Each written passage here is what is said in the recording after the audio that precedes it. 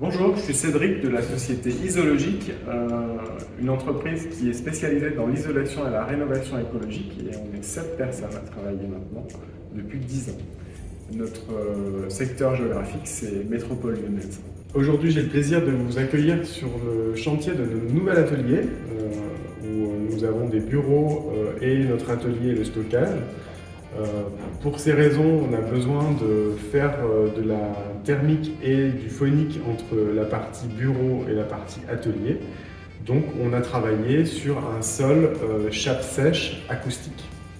Voilà, pour faire l'isolation phonique et thermique, nous avons d'abord travaillé sur une structure bois avec des poutres en I qui vont soutenir, c'est une mezzanine en fait, en dessous sera notre atelier. Pour ces raisons, on a soufflé de la ouate de cellulose entre deux plaques d'OSB qui sont au-dessus et en dessous des poutres en I. Par-dessus tout ça, on va poser une membrane d'étanchéité à l'air qui sera connectée sur les murs périphériques, je vous montrerai tout à l'heure. Cette membrane d'étanchéité à l'air va être protégée par un panneau Acoustics qui est un produit fabriqué en Belgique à base de paillettes de lin et de ouate de cellulose compressée. Donc on a une bonne densité à 300 kg du mètre cube qui nous permet, avec différentes fibres de différentes tailles, d'avoir une bonne acoustique. Par-dessus, on vient poser une chape sèche à base de Fermacell Sol. Donc ce sont des plaques de gypse et cellulose qui font 10 et 10 mm, qui sont déjà assemblées ensemble, qu'on vient en fait poser, coller et visser entre elles. Ce qui nous fait une chape qui va être sèche et qui va être désolidarisée.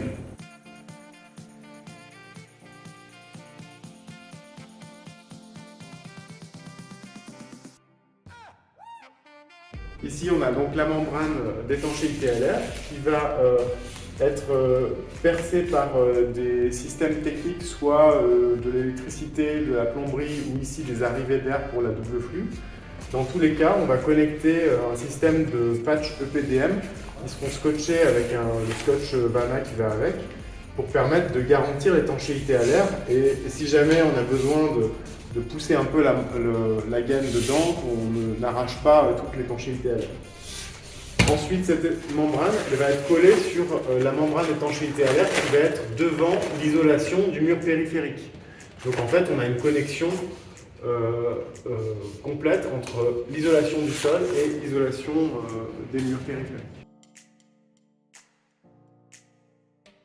Voilà, le choix d'une chape sèche phonique pour nous est important car on va avoir l'atelier qui est en dessous, donc avec des bruits de machines, etc. et les bureaux qui doivent être plutôt calmes, qui sont à l'étage. Donc entre les deux niveaux qui ont à la fois besoin de gérer du phonique et à la fois besoin de gérer de la thermique puisque le bas n'est pas chauffé et le haut est chauffé, c'était important d'utiliser ce type de matériel.